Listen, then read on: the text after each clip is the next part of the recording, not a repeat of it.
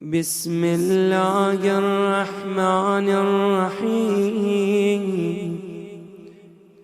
سلام على آل ياسين۔ مولا حسین کے حوالے سے ایک مطلب اور چند اشعار حاضر کر رہا ہوں بطور خاص۔ ستارے کا کشاں چاندنی حسین کے نام،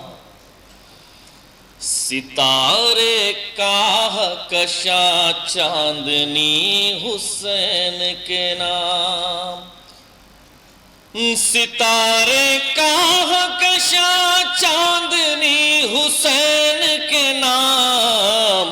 خدا نے کی ہے ہر ایک روشنی حسین کے نام، خدا نے کی ہے ہر ایک روشنی حسین کے نام۔ اور فلک سے قافیے آئے ہیں ہاتھ جوڑے ہوئے،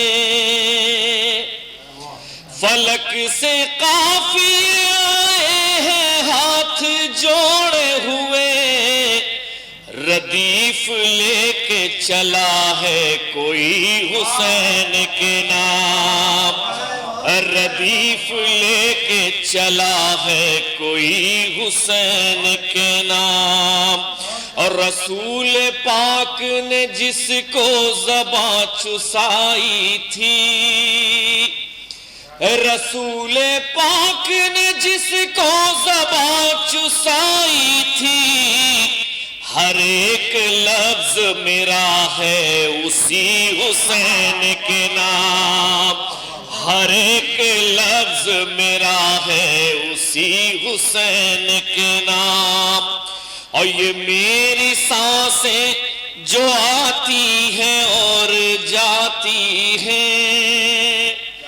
یہ میری سانسیں جو آتی ہیں اور جاتی ہیں، سبھی علی کے لیے ہیں، سبھی حسین کے نام، سبھی علی کے لیے ہیں، سبھی حسین کے نام۔ اور ملی رسول کی معراج سے بڑی معراج، بطور خاص کہ ملی رسول کی معراج سے بڑی معراج، ذرا سی دیر تھی پشت نبی حسین کے نام، ذرا سی دیر تھی پشت نبی حسین کے نام۔ اور شعر یہ بھی بطور خاص کہ گلوں سے کٹتے ہوئے خنجروں کو جب دیکھا، گلوں سے کٹتے ہوئے خنجروں کو جب دیکھا، ہوا چراغ جلانے لگی حسین کے نام، ہوا چراغ جلانے لگی حسین کے نام۔ اور زمانہ کیوں نہ کہے ان کو فاتح اعظم، زمانہ کیوں نہ کہے ان کو فاتح اعظم، کوئی شکست ناب تک ملی حسین کے نام، کوئی شکست ناب تک ملی حسین کے نام۔ اور یزید مر گیا لمحوں کی قید میں گھٹ کر، یزید مر گیا لمحوں کی قید میں گھٹ کر، ہے حریت کی مگر ہر صدی حسین کے نام، ہے حریت کی مگر ہر صدی حسین کے نام۔ یہ شعر بتاؤ خاص کہ ہے جب سے بنت پیمبر کے مہر میں دریا، ہے جب سے بنت پیمبر کے مہر میں دریا، تبھی سے لکھی ہے دریا دلی حسین کے نام، تبھی سے لکھی ہے دریا دلی حسین کے نام۔ سماعتوں کی نظر احترام کرتی ہے، سماعتوں کی نظر احترام کرتی ہے، ہوئی ہے جب سے میری شاعری حسین کے نام، ہوئی ہے جب سے میری شاعری حسین کے نام۔ اور مقطع بطور خاص کہ مجھے حسین نے فیاض ہر خوشی دے دی، مجھے حسین نے فیاض ہر خوشی دے دی، ہوئی جو وقف میری زندگی حسین کے نام، ہوئی جو وقف میری زندگی حسین کے نام، ستارے کہکشاں چاندنی حسین کے نام، خدا نے کی ہے ہر ایک روشنی حسین کے نام۔ فاتحہ۔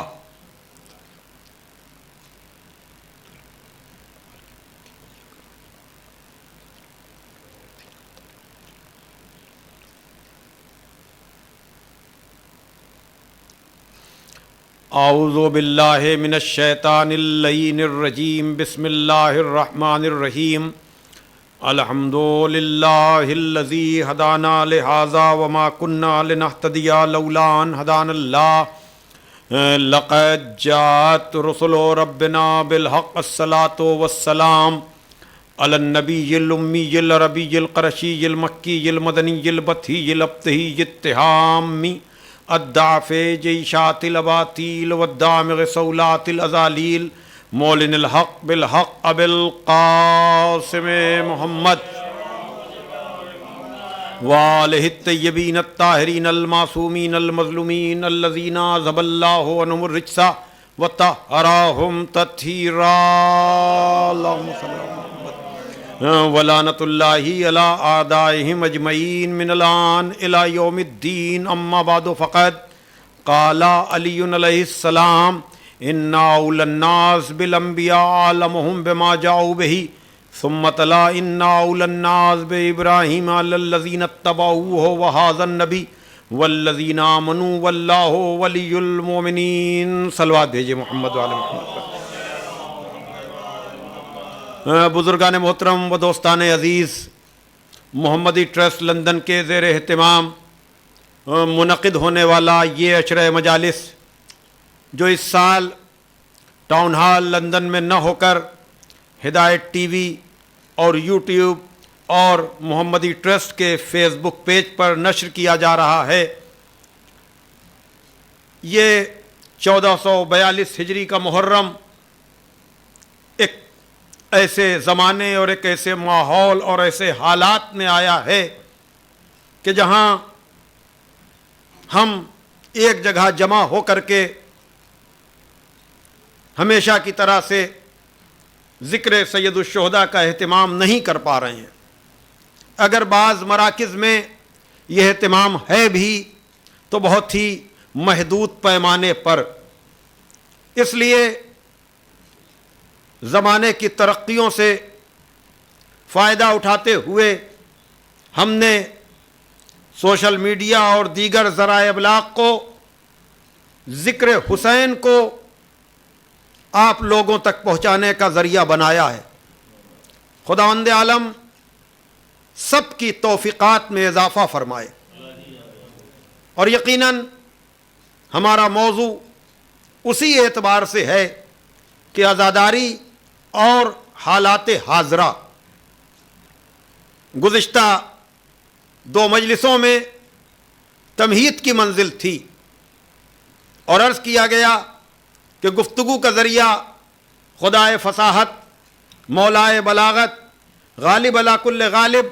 مطلوب کل طالب، حضرت علی ابن ابی طالب علیہ الصلاۃ والسلام کی زبان مبارک پر جاری ہونے والے الفاظ جو نہج البلاغہ کے 3 جز کی امانت ہیں، جہاں 96 نمبر کا یہ کلمہ حکمت ارشاد ہو رہا ہے مولا کائنات کا کہ بے شک انبیاء سے قریب زیادہ وہ لوگ ہیں جو ان کی لائی ہوئی باتوں کا زیادہ علم رکھتے ہیں. اور پھر آپ نے سورہ آل عمران کی 68ویں آیت کی تلاوت کی اور یہ فرمایا قرآن مجید کی اس آیت کو جہاں پروردگار عالم ارشاد فرما رہا ہے کہ بے شک ابراہیم سے زیادہ قریب وہ لوگ ہیں جو ان کا اتباع کرتے ہیں اور یہ نبی اور وہ صاحبان ایمان اور خدا مومنین کا ولی ہے. عزیزان محترم، عزاداری یقیناً ایک پورے نظام کا نام ہے. عزاداری میں کوئی ایک مخصوص جز اور مخصوص شے نہیں ہے، بلکہ عزاداری ایک مکمل نظام ہے. کیا مطلب؟ یعنی عزاداری کا جز مجلس بھی ہے، ماتم بھی ہے، نوحہ بھی ہے، مرثیہ بھی ہے، سوزخانی بھی ہے، پیشخانی بھی ہے، اور امام بارگاہ اور حسینیہ جات بھی ہیں. اسی کے ساتھ ساتھ ذاکر کا بھی رول ہے، ذاکر سے وعدہ لینے والوں کا بھی رول ہے، تبرک بھی اس کا جز ہے. بلکہ میں تو یہاں تک کہتا ہوں بالخصوص یورپ میں جہاں کبھی کبھی 0 ڈگری ٹمپریچر ہوتا ہے اور وہاں لوگ باہر خالی گاڑیوں کو پارک کرایا کرتے ہیں، یعنی وہ نہ مجلس سن پاتے ہیں نہ وہ ماتم کر پاتے ہیں، وہ 2-3 گھنٹے تک صرف یہ کام انجام دیتے رہتے ہیں، تو ان کا یہ کام بھی عزاداری کا جز ہے. توجہ فرمائیے. اور ہر آدمی یہ نہیں ہے کہ وہ ہر کام کرے. کوئی مجلس پڑھتا ہے، کوئی نوحہ پڑھتا ہے، کوئی ماتم کرتا ہے. ٹھیک ہے، ہر آدمی ہر چیز کا شوق نہیں رکھتا، لیکن ہم ایک دوسرے کا احترام کرتے ہیں. اور یہی طریقہ اور سلیقہ ہونا بھی چاہیے کہ مجلس پڑھنے والا مجلس ضرور پڑھے، لیکن نوحہ پڑھنے والے کو کہیں سے سبک یا ہلکا نہ جانے. اور نوحہ پڑھنے والا نوحہ ضرور پڑھے، لیکن وہ مجلس پڑھنے والے کو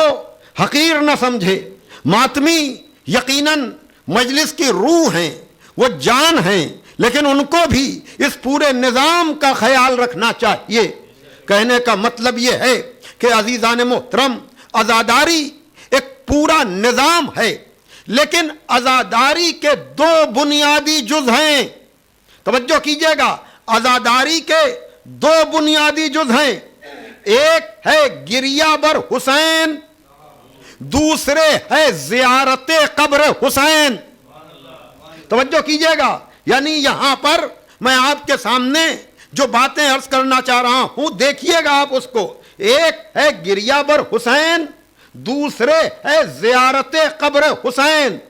اور ساری چیزیں جو بھی ہیں عزاداری کے اجزاء وہ انہی کے ارد گرد گھوم رہے ہیں. تو یاد رکھیے گا،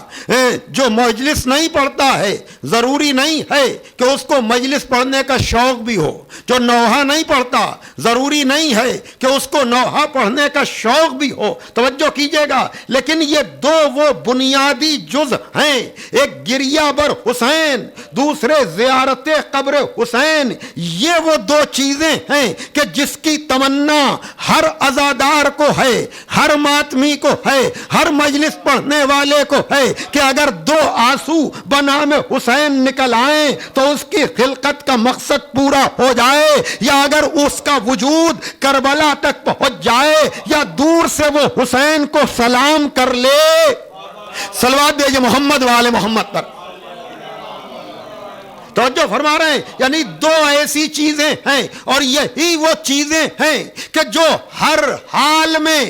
بگڑے ہوئے حالات میں بھی، بگڑے ہوئے زمانے میں بھی مجمع ہو تب بھی گریہ بر حسین ہو سکتا ہے. کربلا نہ بھی پہنچ سکے آدمی تب بھی پر مولا حسین نے کہا اگر تم دور ہی سے ہمیں سلام کرو گے. توجہ فرما رہے ہیں عزیزان محترم. تو السلام علیک یا ابا عبداللہ وہاں پہنچ جائیں تو کہنا ہی کیا, لیکن اگر دور سے بھی آپ مولا حسین کو سلام کر رہے ہیں تو آپ کے سلام کا جواب آ رہا ہے.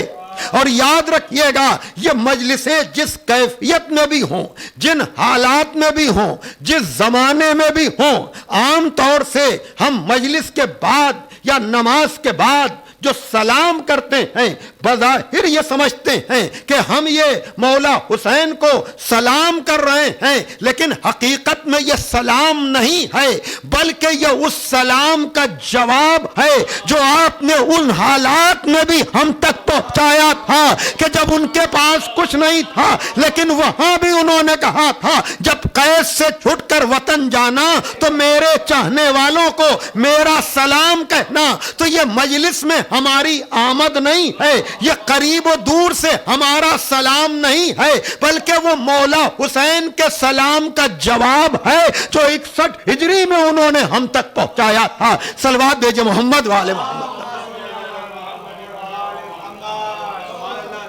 یہ ہے عزیزان محترم وہ منزل فکر جو آپ تک پہنچ رہی ہے, اور یقیناً جستا جستا اور بھی اس کے جزیات آپ کے سامنے آئیں گے. اور میں شکر گزار ہوں ان سبھی لوگوں کا جو مجمع نظر تو نہیں آ رہا ہے لیکن وہ مسلسل مجالس کو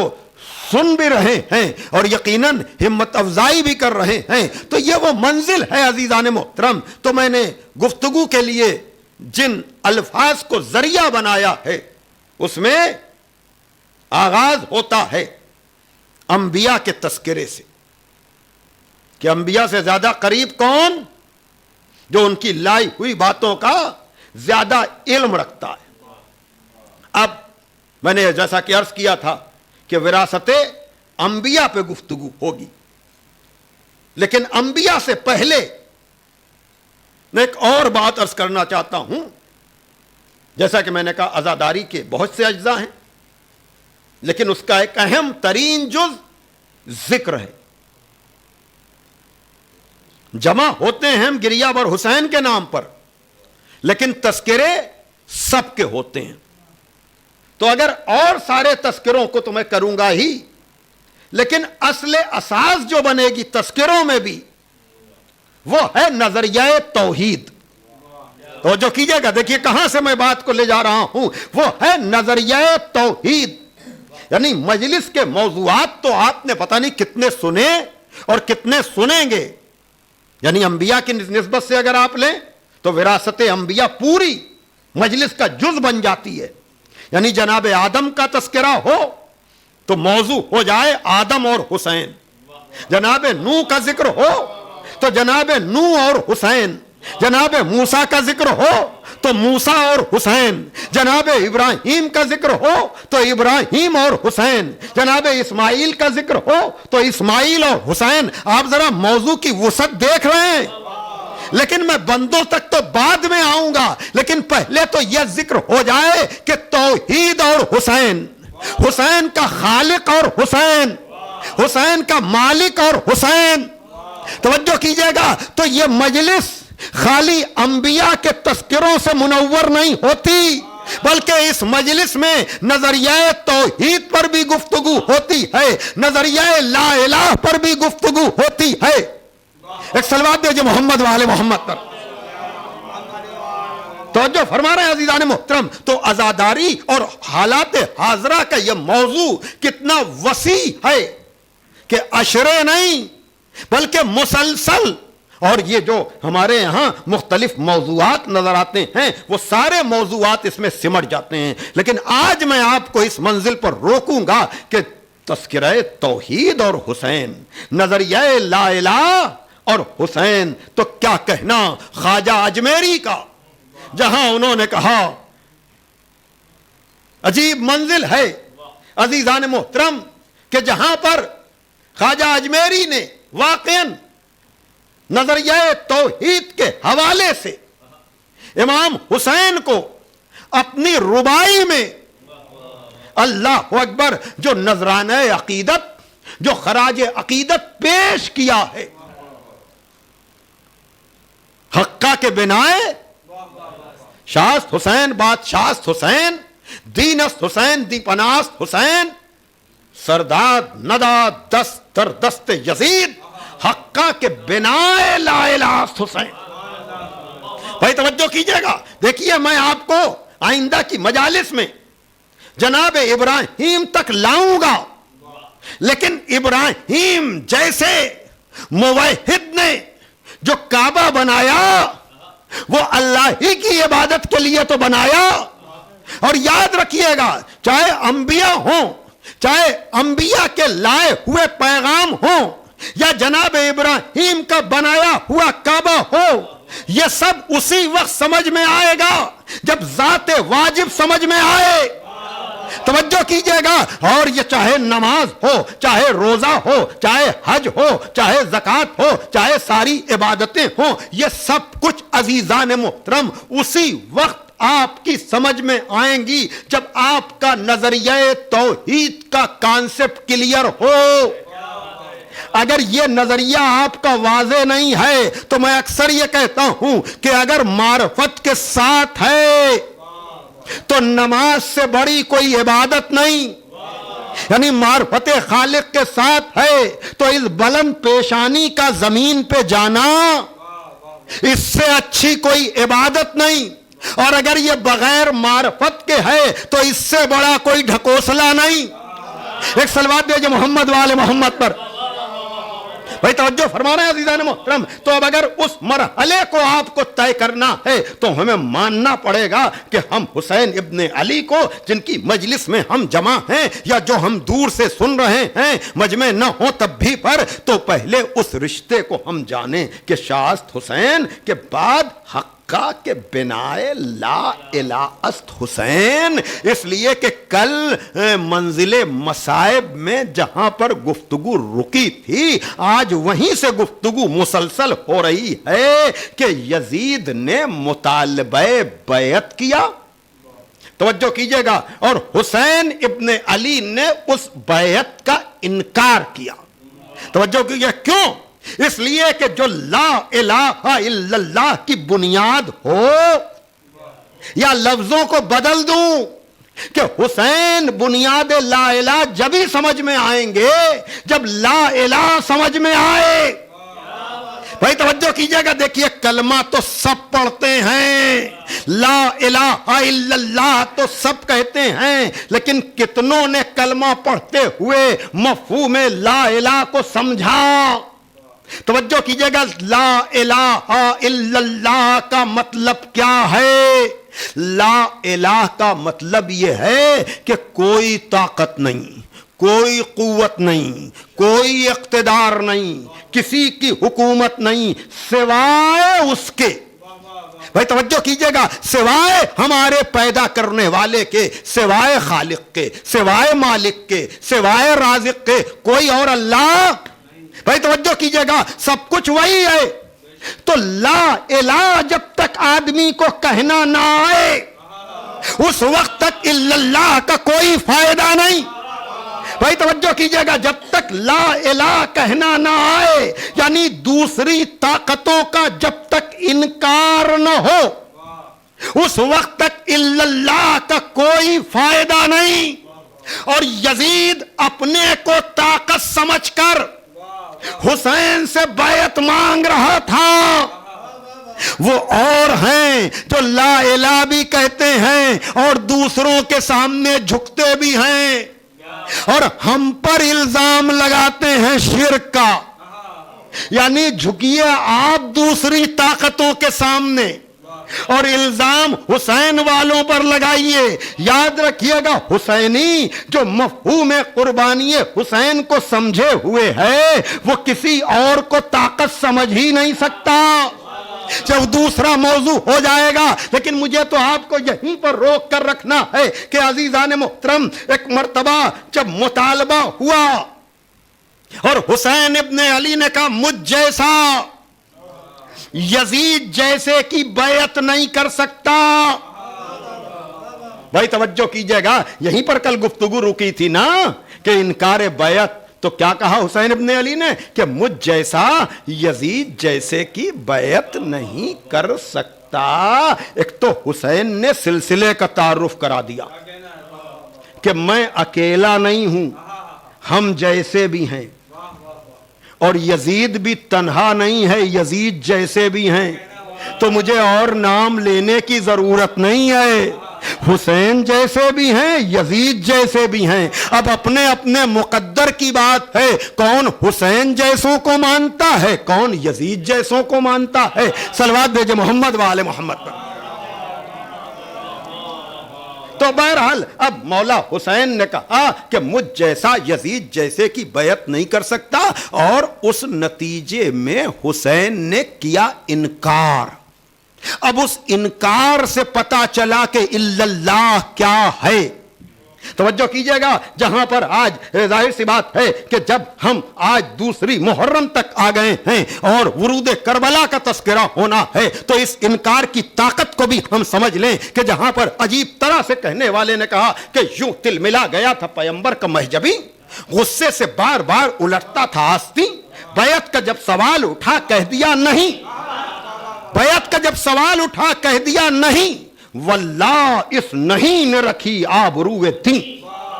واللہ اس نہیں نے رکھی آبروئے دین. برباد کر کے رکھ دیا ظلم یزید کو, ماری فنا کی ٹھوکریں تاج یزید کو. صلوات بھیجے محمد والے محمد.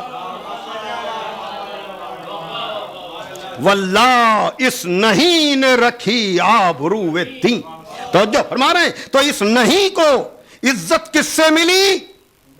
حسین ابن علی کے انکار سے. اب آپ نے سمجھا جو لا الہ, بعض لوگ یہ کہتے ہیں کہ ہمیں خواجہ کی یہ ربائی سمجھ میں نہیں آئی, اس لیے کہ اس میں خالی لا الہ ہے, الا اللہ نہیں ہے. خالی لا الہ ہے, الا اللہ نہیں ہے. میں کہوں گا آپ نے لا الہ کے مفہوم ہی کو نہیں سمجھا, اس لیے آپ کہہ رہے ہیں کہ لا الہ ہے, الا اللہ نہیں ہے. چونکہ آپ اگر غور کریں تو خواجہ اجمیری کی پوری ربائی اسی انکار کو پیش کر رہی ہے. اور جو دل سے لا الہ کہہ دیتا ہے پھر وہ کسی طاقت کا اقرار نہیں کرتا, چاہے وہ یزید ہی جیسی طاقت کیوں نہ ہو. حسین نے انکار کر کے بتایا کہ یہ ہے مفہوم لا الہ, جو ایک مرتبہ دل سے لا الہ کہہ دیتا ہے پھر وہ ہر طاقت کا انکار کر دیتا ہے. اور جب وہ حسین جیسا ہوتا ہے تو انکار کر کے وہ بنائے لا الہ بن جاتا ہے. لیکن اگر آپ کو لا الہ پر اعتراض ہے تو یہ بات تو علامہ اقبال نے بھی کہی ہے, اور اس طرح سے کہی ہے کہ نقش عجب طرح سے علامہ اقبال نے اس منزل پر کہ جہاں اگر آپ دیکھیں کہ لا الہ اور الا اللہ کو علامہ اقبال نے کیسے ملایا ہے, اور یقیناً اقبال فہمی کا ذوق رکھنے والے ان دو اشعار کو سمجھیں گے کہ بحر حق در خاک و خون غلطی داست. حق کے لیے حسین ابن علی خاک و خون میں نہائے, بحر حق در خاک و خون غلطی داست, پس بنائے لا الہ گردی داست. توجہ کیجئے گا, یعنی حسین ابن علی اپنے گھر والوں کے ساتھ خاک و خون میں اس لیے نہائے کہ انہوں نے انکار کیا, پس بنائے لا الہ گردی داست. اب انکار کیا خون میں نہا کر تو اس لیے بنائے لا الہ کہلائے. یعنی جو بات خواجہ اجمیری نے کہی وہی بات اقبال نے بھی کہی. تو آپ کس کس کا انکار کریں گے حسین دشمنی میں؟ توجہ کیجئے گا. اب اگر آپ کو لا الہ سمجھ میں آ گیا تو اقبال نے دوسرے مقام پر کہا کہ نقش الا اللہ بر صحرا نوشت, سطر عنوان نجات ما نوشت. حسین نے ریگزار کربلا پہ الا اللہ لکھا اور ہماری نجات کا عنوان بن گئے. ارے اشرے چاہیے ہیں اس شعر کے لیے، لیکن میں یہاں پر آپ کو روکوں گا نہیں کہ نقش الا اللہ بر صحرا نوشت، حسین نے اپنے سجدے سے، اپنے خون سے ریگزار کربلا پر جس زمین پر دوسری محرم کو پہنچے ہیں الا اللہ لکھا اور ہماری نجات کا عنوان بن گئے۔ یعنی اگر کربلا کو نہ سمجھو گے تو ساری عبادتیں بے فائدہ ہو جائیں گی۔ تو دو چیزیں ہیں، لا الہ اور الا اللہ۔ تو یاد رکھیے گا، جو حسین کے انکار کو نہ سمجھے گا اسے لا الہ سمجھ میں نہ آئے گا، اور جو حسین کے سجدے کو نہ سمجھے گا اسے الا اللہ سمجھ میں نہ آئے گا۔ ایک صلوات پڑھ دیں آپ محمد وآل محمد۔ بس عزیزان محترم، آج میں آپ کو زیادہ، ظاہر سی بات ہے کہ میں نے جتنی باتیں کہی ہیں اگر اس پر آپ غور و فکر کریں گے اور یہ لا الہ الا اللہ کے مفہوم کو، جہاں پر عزاداری یقیناً اس قربانی کو خراج عقیدت ہے، لیکن حسین ابن علی نے کربلا میں جن حالات میں سجدہ کیا ہے اور جس طرح سے مولا حسین نے انکار کیا ہے، ان دونوں چیزوں کو اگر آپ جمع کریں گے تو عزاداری، عزائے حسین، گریہ بر حسین، ان چیزوں کی افادیت کا آپ کو اندازہ ہوگا کہ ہم بنام حسین جمع ہو کر کن کن فریضوں کو انجام دیتے ہیں۔ کتنے ایسے لوگ ہیں جو کلمہ پڑھ کر کلمے کے مفہوم کو سمجھتے ہیں، ورنہ ان کے لیے تو اقبال نے عجب طرح سے کہہ دیا کہ زباں سے کہہ بھی دیا لا الہ تو کیا حاصل، زباں سے کہہ بھی دیا لا الہ تو کیا حاصل، دل و نگاہ مسلمان نہیں تو کچھ بھی نہیں۔ یعنی انسان اپنے دل کو مسلمان کرے، انسان اپنی نگاہ کو مسلمان کرے، انسان اپنی فکر کو مسلمان کرے، اور مسلمان ہونے کا مطلب یہ ہے کہ اپنے خالق کے سامنے سرنڈر ہو جانا، اس کے حکم کا مطیع اور فرما بردار ہو جانا۔ آپ نے دیکھا نا کہ اس آیت کو جو میں نے پڑھا ہے اس سے میری گفتگو مربوط ہو گئی کہ جناب ابراہیم سے زیادہ قریب وہ ہے جو ان کا اتباع کرے، اور یہ نبی اور وہ صاحبان ایمان، تو ابراہیم کا اتباع کیسے ہوگا؟ ابراہیم نے ہر منزل پر حکم خدا کی اطاعت کی ہے نا۔ توجہ کیجئے گا، تو اگر ابراہیم نے اطاعت پروردگار اس طرح سے کی کہ اگر خواب میں بھی، توجہ کیجئے گا، اگر خواب میں بھی یہ حکم ہو جائے کہ بیٹے کی گردن پہ چھری رکھ دو، تو یہ ہے اطاعت پروردگار، حکم پروردگار پر عمل کرنے کی منزل۔ تو یقیناً وہ خواب کی منزل تھی جہاں بیٹے کی گردن پہ چھری رکھی گئی، اور یہ تعبیر کی منزل تھی جہاں حسین ابن علی نے کربلا میں پہنچ کر سجدہ خالق میں اپنے کو بھی قربان کیا اور اپنے بھرے گھر کو بھی قربان کیا۔ بس عزیزان محترم، اور اس کے لیے آج دوسری محرم کو یہ قافلہ کربلا پہنچا ہے، اور کس طرح سے پہنچا ہے اگر آپ کو اس کا اندازہ کرنا ہے، ظاہر سی بات ہے کہ محرم میں مصائب میں کوئی کمی نہیں ہونی چاہیے، اور میں چاہوں گا بھی نہیں، اس لیے کہ علامہ جعفر شوستری نے اور ہمارے دیگر بزرگ علماء نے علامات ایمان میں سے یہ بات کہی ہے کہ اگر تمہیں اپنے ایمان کی گہرائی یا ایمان کی ترقی کا اندازہ لگانا ہے تو یہ دیکھو کہ ماہ محرم میں گزرتی ہوئی تاریخوں کے ساتھ تمہارے اوپر غم و الم اور گریے کی کیسی کیفیت طاری ہوتی ہے۔ کیفیت گریہ سے تم اپنے ایمان کی گہرائی اور ایمان کی ترقی کا اندازہ لگاؤ۔ تو آج جب ہم دوسری محرم کے حوالے سے گفتگو کر رہے ہیں تو میں تو یہاں تک کہتا ہوں کہ انسان تو انسان سب حیران و پریشان ہیں نا, سب خون کے آنسو رو رہے ہیں نا کہ گزشتہ سالوں کی طرح سے ہم ایک جگہ جمع ہو کر اس انداز سے مولا حسین کو رو نہیں پا رہے ہیں, گریہ نہیں کر پا رہے ہیں, ماتم نہیں کر پا رہے ہیں یقیناً. لیکن جو جہاں سے بھی سن رہا ہو, میں بتانا چاہتا ہوں کہ جب یہ قافلہ دوسری محرم کو پہنچا ہے کربلا, تو چلتے ہوئے گھوڑے رکے اور حسین ابن علی نے مسلسل 7 گھوڑے تبدیل کیے اور کوئی گھوڑا آگے نہیں بڑھ رہا ہے, جس سے اندازہ ہوتا ہے کہ حسین جن جانوروں پر سوار ہوں وہ جانور بھی اپنی منزل پہچانتے ہیں. تو اگر چلتے ہوئے گھوڑے رک جائیں کربلا پہنچ کر, تو اگر یہ حسینی عزائے حسین کے لیے فکر مند ہیں تو یہ مقام تعجب نہیں ہے بلکہ عین فطرت ہے. انشاءاللہ میں آئندہ کی مجالس میں گھوڑوں کے حوالے سے بھی گفتگو کروں گا, بالخصوص پرسوں جب میں جناب حبیب ابن مظاہر کا تذکرہ کروں گا, اس لیے کہ فضائل کے ساتھ ساتھ مصائب بھی مجالس عشرہ مجالس میں مسلسل ہوتے ہیں. تو اس موقع پر میں کچھ اور باتیں بھی, لیکن اس وقت اتنا کہ عزادارو یہ قافلہ کربلا پہنچا ہے,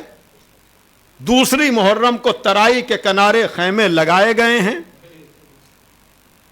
اور شیر نے ترائی کے کنارے خیمے لگوائے ہیں, اور یہ خیمے بس صرف 2 دن تک ترائی کے کنارے لگے رہ پائے. لیکن حسین نے ایسے ہی نہیں جا کر کے وہاں پر اپنے خیمے لگا دیے. جاننے والے جانتے ہیں کہ مولا حسین نے قبیلہ بنی اسد کو بلایا ہے, ان سے زمین خریدی ہے, اور زمین خریدنے کے بعد کہا ہے کہ دیکھو ہم خرید ضرور رہے ہیں لیکن اس کی ذمہ داری تمہارے ہی اوپر ہوگی کہ تم ہمارے بعد, مجھے تفصیل میں نہیں جانا ہے, اگر مجھے دفن نہ کیا جائے تو تم میرے دفن و کفن کا انتظام کرنا. عورتوں سے بھی کہا, بچوں سے بھی کہا, اور پھر اس کے بعد عزادارو آپ کو پتا ہے نا کہ کہہ دیا کہ آنے والے مہمانوں کو 3 دن تک تم مہمان رکھنا. اللہ اللہ, بھوکا پیاسا جانے والا میرا آقا اپنے زواروں کا کتنا خیال رکھنے والا ہے. ہاں آپ کریم ابن کریم ہیں, لیکن عزادارو کل سے میں شہدائے کربلا کی شہادتوں کو مصائب میں بیان کروں گا, لیکن آج میں نے ضمناً کربلا پہنچنے کا تذکرہ تو کر دیا, لیکن اگر میں کربلا کے شہیدوں کا تذکرہ کروں لیکن حسین کے اس سفیر کا ذکر نہ کروں جو بظاہر کربلا میں تو شہید نہیں ہوا ہے لیکن اس کی عظمت شہدائے کربلا سے کم نہیں ہے. ہاں عزادارو آپ جانتے ہیں کہ وہ کون ہے, وہ کون ہے, وہ مسلم ہے جس کو مولا حسین نے اپنا نمائندہ بنا کر کوفے بھیجا تھا, اور کوفے میں مسلم کے ساتھ جو ہوا وہ آپ کو پتا ہے. یعنی ادھر یہ قافلہ آیا ضرور ہے, شہیدوں کا تذکرہ ضرور ہوگا, لیکن میرا یہ دستور ہے کہ میں شہیدوں کا جب تذکرہ کرتا ہوں تو پہلا ذکر جناب مسلم کا کرتا ہوں. اس لیے میں نے ورود کربلا کے مصائب مختصر کیے ہیں, اب چند جملے صحیح لیکن شہادت جناب مسلم کے حوالے سے. ہاں عزادارو جناب مسلم کوفے میں گئے ہیں, مولا حسین کے نام پر 18,000 لوگوں تک نے بیعت کی ہے، لیکن کیسے زمانہ بدلا ہے، کسی کو اس طرح سے غربت نہ ملے جیسے جناب مسلم کو نصیب ہوئی ہے۔ ہاں آزادارو، علامہ عرفان حیدر آبادی مرحوم یہ جملہ کہا کرتے تھے کہ دعا کیا کرو کہ عالم غربت میں کوئی مجبور نہ ہو، اور اگر مجبور ہو بھی جائے تو اس کے ساتھ چھوٹے چھوٹے بچے نہ ہوں۔ لیکن آزادارو، آپ ذرا اندازہ لگائیں کہ کوفے میں مسلم پر یہ دونوں مصیبتیں آ گئیں، اور جناب مسلم کے دونوں بچے، اب باپ کیا کرے؟ جو تفصیل ہے آپ کو پتا ہے، مجھے اس طرف نہیں جانا ہے، میں تو چند جملے جناب مسلم کے مصائب پڑھ کر کے آج کی مجلس تمام کروں گا، اور وہ یہ کہ جب جناب مسلم نے طوع کے گھر میں پناہ لی ہے، اور کس طرح سے جناب مسلم نے اس کے گھر کی خواتین کے پردے کا خیال کیا ہے، اور مردانہ وار آپ کوفے کی گلیوں میں نکل کر حملے پر حملے کر رہے تھے، وہیں ان ناشعار لوگوں کو اندازہ ہو گیا کہ کس سے مقابلہ ہے، اس لیے کہ فوج پر فوج آ رہی ہے لیکن مسلم سے مقابلہ نہیں ہو پا رہا ہے۔ اب کہنے والے نے کہا کہ جب تم ایک سے نہیں لڑ پا رہے ہو تو اگر عباس و علی اکبر سے مقابلہ ہو گیا تو تمہارا کیا عالم ہوگا۔ بہرحال دھوکے سے جناب مسلم کو گرفتار کیا گیا، اور مسلم کو جب لے جایا گیا ہے دارالامارہ میں، ہاں آزادارو، تو جناب مسلم کے دندان مبارک شہید ہو چکے تھے۔ پانی کا مطالبہ ہوا ضرور، لیکن جب پانی آیا ہے تو پانی میں خون مبارک مل گیا، جناب مسلم پانی نہ پی سکے۔ میں کہوں گا کربلا میں جب آپ کا آقا بھوکا پیاسا شہید ہوگا تو آپ کو کیسے پانی نصیب ہو جائے۔ ہاں آزادارو، جناب مسلم نے جب اندر پہنچے ہیں اس محل کے تو کہا کہ تو نے امیر کو سلام نہیں کیا، کہ مالی امیر سول حسین، میرا کوئی امیر نہیں ہے سوائے حسین کے۔ دیکھا حسین ابن علی نے انکار کیا تو جو سفیر ہے وہ بھی کس طرح سے انکار کر رہا ہے۔ یہ ہے مفہوم لا الہ کی حفاظت کرنے والے۔ بہرحال اب جناب مسلم کے قتل کا حکم دے دیا گیا، اور یہ کہا گیا کہ دارالامارہ کی چھت پہ لے جایا جائے اور مسلم کے سر کو تن سے جدا کر دیا جائے۔ جناب مسلم کو دارالامارہ کی چھت پہ لے جایا گیا۔ اب جناب مسلم نے کہا کہ ہم مرنے کے لیے تو تیار ہیں، لیکن 2 رکعت نماز، اللہ اکبر، یہ ہے اللہ کا ذکر برقرار رکھنے والے، یہ ہے نماز کو قائم کرنے والے، کہ جناب مسلم نے خالق کا سجدہ کیا اور شکر پروردگار کیا اور شہادت کے لیے تیار ہو گئے۔ عزاداروں، مجلس تمام ہو رہی ہے، لیکن ایک مرتبہ نماز کے فوراً بعد جناب مسلم نے اس طرف کا رخ کیا جدھر سے حسین ابن علی کا قافلہ گزر رہا تھا، ادھر کا رخ کر کے کہا السلام علیکہ یا ابا عبداللہ، جزاکم ربکم۔ ہاں زاداروں، میں نے آغاز کلام میں کہا تھا نا کہ گریہ بر حسین، زیارت قبر حسین، اس کی تمنا ہر عزادار کو ہوتی ہے، لیکن اے کربلا جانے کے لیے تڑپنے والوں، اے کووڈ-19 کی وجہ سے یہ خیال کرنے والوں کہ ارے ہم تو عشرہ کئی سال سے کربلا میں کرتے تھے لیکن اس سال ہم نہیں جا پائے، آپ اپنے گھروں میں بیٹھ کر مجلس سن رہے ہیں تو آپ دور سے سلام کریں گے نا، لیکن آپ کو پتا ہے دور سے سب سے پہلے سلام جس نے مولا حسین کو کیا وہ کون ہے، اس کا اندازہ آپ کو ہے، وہ کوئی اور نہیں، وہ جناب مسلم ہیں۔ جب جناب مسلم کو شہادت کا یقین ہو گیا تو نماز کے فوراً بعد کہا السلام علیکہ یا ابا عبداللہ، جزاکم ربکم۔ ایک مرتبہ یہ آواز ہواؤں کو چیرتی ہوئی بوتراب کے وارث تک پہنچی۔ مولا حسین نے کہا علیک السلام یا غریب، اے مسافر تجھ پہ میرا سلام ہو۔ اب تصور صحیح، خیال صحیح، لیکن عقل سے قریب ہے، اس لیے کہ مدینے سے مسلسل عباس و علی اکبر مولا حسین کے ساتھ ساتھ ہیں۔ جب دیکھا کہ کسی کے سلام کا جواب دیا، داہنے اور بائیں دیکھ کر کہا کہ آقا کوئی نیا آنے والا تو نظر نہیں آتا، یہ آپ نے کس کے سلام کا جواب دیا؟ ہاں عزادارو، اب مولا حسین نے کہا عباس اگر تم وعدہ صبر کرو تو میں تمہیں بتاؤں۔ ایک مرتبہ عباس نے صبر کا وعدہ کیا، بو تراب کے وارث نے اشارہ کیا، کائنات کی زمین پست ہوئی، کوفے کی زمین بلند ہوئی، اب وہاں قیامت گزر چکی تھی، جناب مسلم کا سر تن سے جدا کیا جا چکا تھا اور جسم کو زمین پہ پھینکا جا چکا تھا اور پیر میں رسی باندھ کر آپ کے لاشے کو کوفے کی گلیوں میں پھرایا جا رہا تھا۔ لیکن ایک مرتبہ جناب عباس نے جب جناب مسلم کا یہ حال دیکھا، بہن کی سہاگ کا مسئلہ تھا، تڑپ گئے، عجب نے کہا مولا ہمیں وہاں تک جانے کی اجازت دیجئے۔ لیکن میں کہوں گا مولا عباس آپ نے اتنے دور مسلم کا بے کفن لاشا دیکھا، برداشت نہ کر سکے، ذرا 11ویں محرم کو آئیے اور سید سجاد کو سنبھالیے، چند قدم کے فاصلے پر بابا کا لاشا، مولا کے چچا کا لاشا، بھائی کا لاشا بے گورو کفن پڑا ہے۔ واہ حسینہ واہ مظلومہ، الا لعنت اللہ علی القوم الظالمین، سیعلم الذین ظلموا ای منقلب ینقلبون۔ بنت زہرا کی تھی صدا بابا، بنت زہرا کی تھی صدا بابا،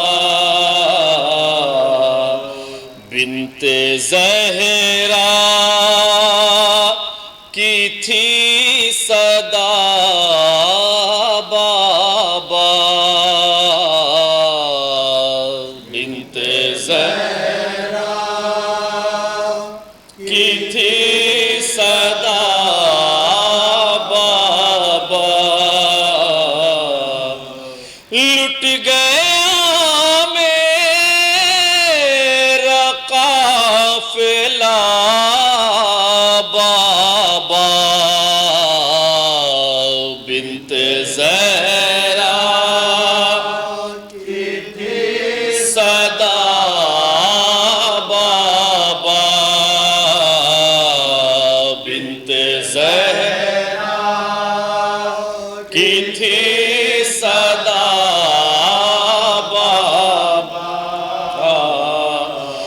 ہائے اپنوں نے بھی نہ پہچانا، ہائے اپنوں نے بھی نہ پہچانا، ہائے اپنوں نے بھی نہ پہچانا، مجھ پہ اتنا ستم ہوا بابا، بنت زہرا کی تھی صدا بابا، بنت زہرا کی تھی صدا بابا، ایک دن میں اجڑ گیا گلشن، ایک دن میں اجڑ گیا گلشن، ایک دن میں اجڑ گیا گلشن، وہ چلی ظلم کی ہوا بابا، بنت زہرا کی تھی صدا بابا، بنت زہرا کی تھی صدا بابا،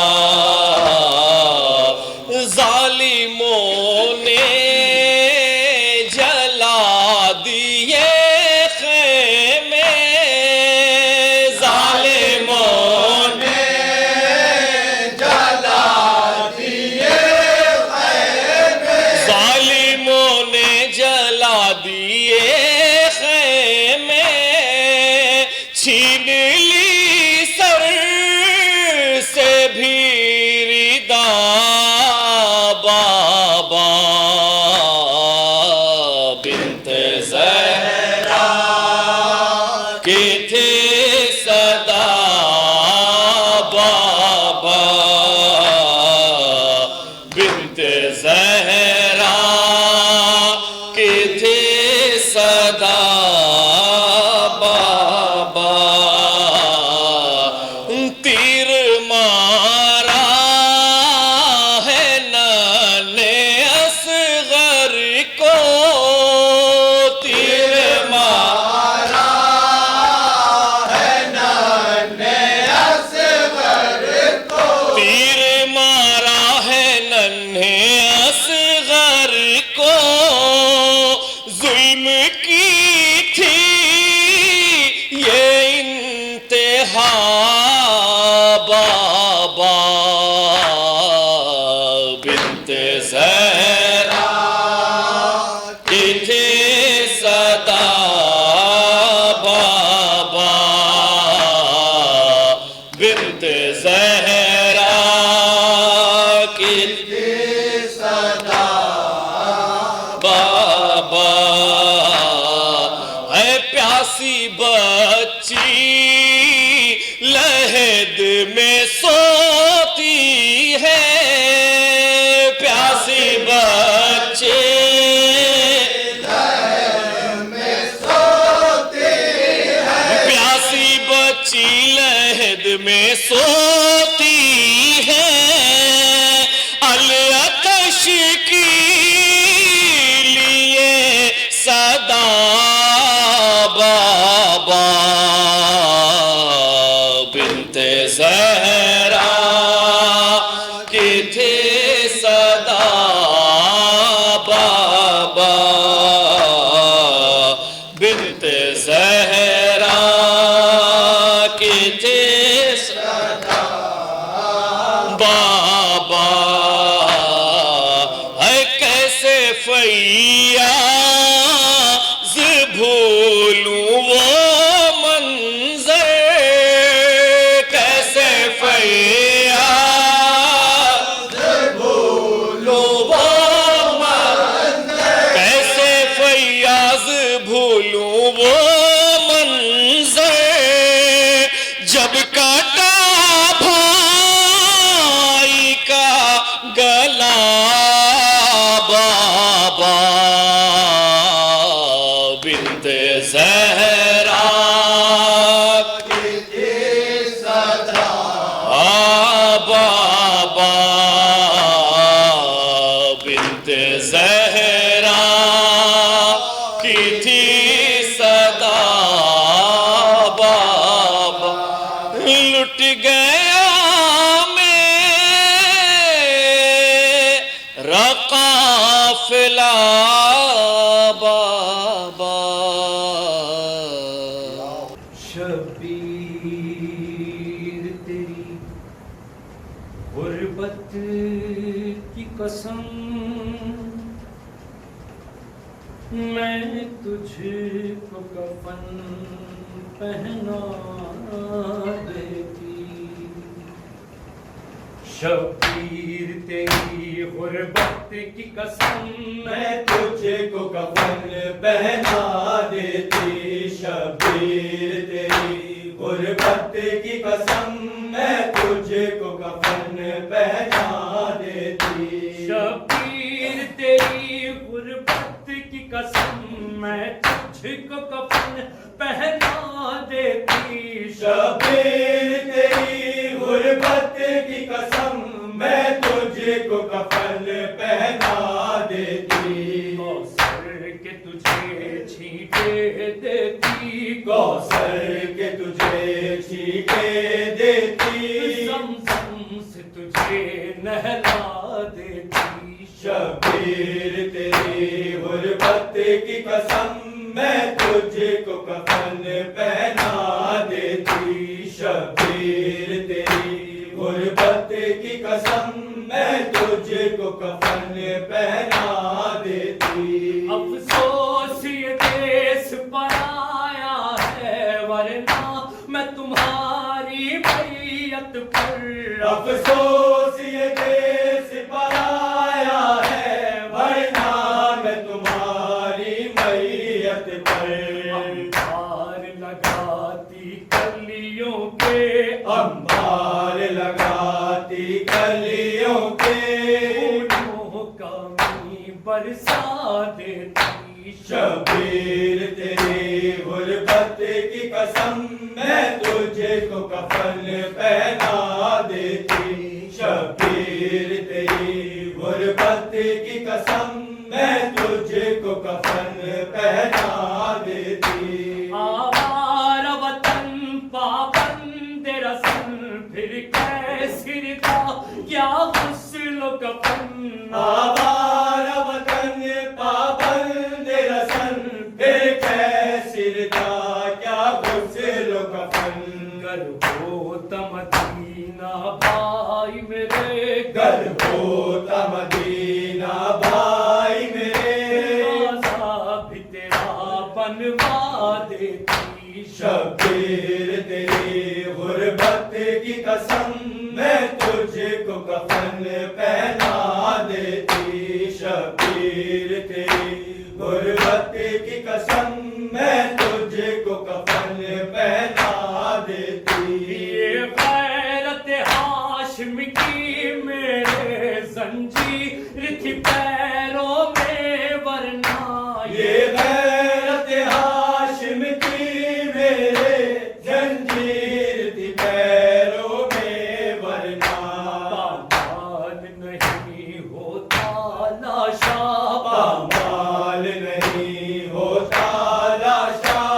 مقتل میں بہن پہرا دیتی شبیر تیری غربت کی قسم میں تجھے کو کفن پہنا دیتی شبیر تیری غربت کی قسم میں تجھے کو کفن پہنا دیتی عباس میرا زندہ ہوتا